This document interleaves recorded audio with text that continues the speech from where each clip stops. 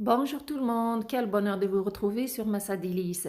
Aujourd'hui, j'ai une idée de recette de confiture d'orange pour vous que vous pourriez préparer tout au long de l'année, pas seulement pendant la saison de celle-ci.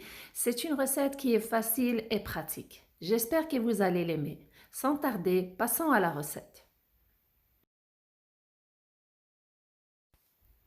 Pendant la saison des oranges, je prends 6 petites oranges, de préférence les petites. Pourquoi?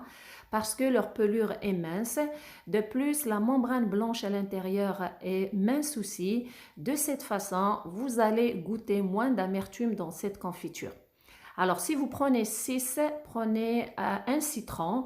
Vous pouvez prendre aussi des grandes oranges, mais je vous conseille de vérifier si la membrane blanche est mince pour les utiliser. Alors, 3 grandes oranges avec un citron aussi. Premièrement, je vais extraire le zeste du citron. Une fois que c'est fait, je vais enlever la pelure de celui-ci et je vais utiliser juste la chair. Directement après, je vais passer à la prochaine étape. Par la suite, j'ai ici un sac de congélation. Alors, je le prends. Je vais d'abord commencer à couper les oranges et le citron. Je vais les couper en petits morceaux. C'est sûr, il faut les débarrasser des pépins.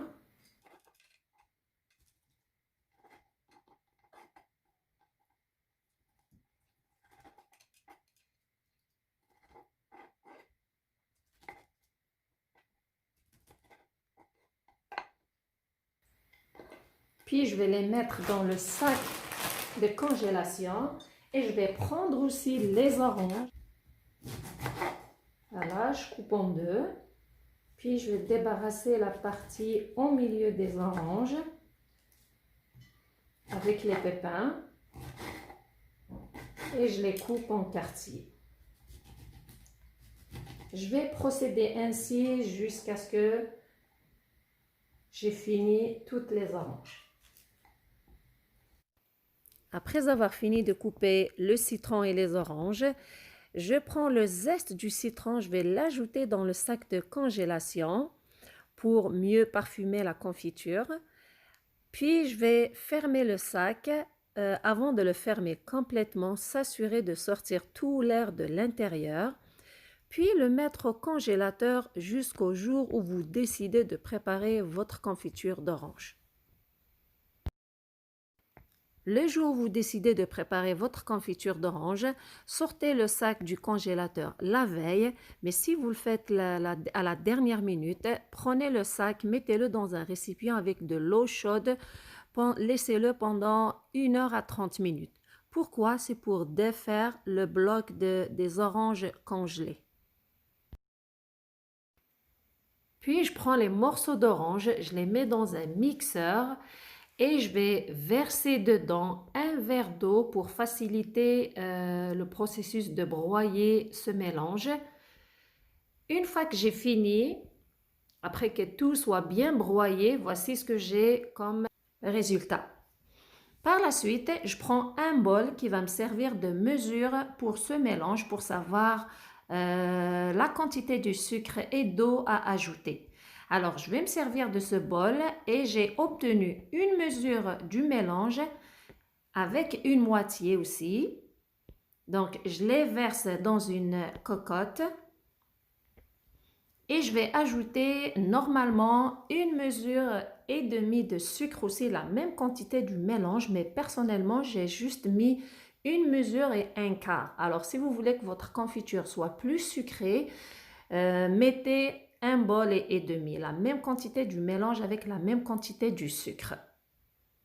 Voilà, et je vais ajouter après une mesure d'eau bien remplie d'eau.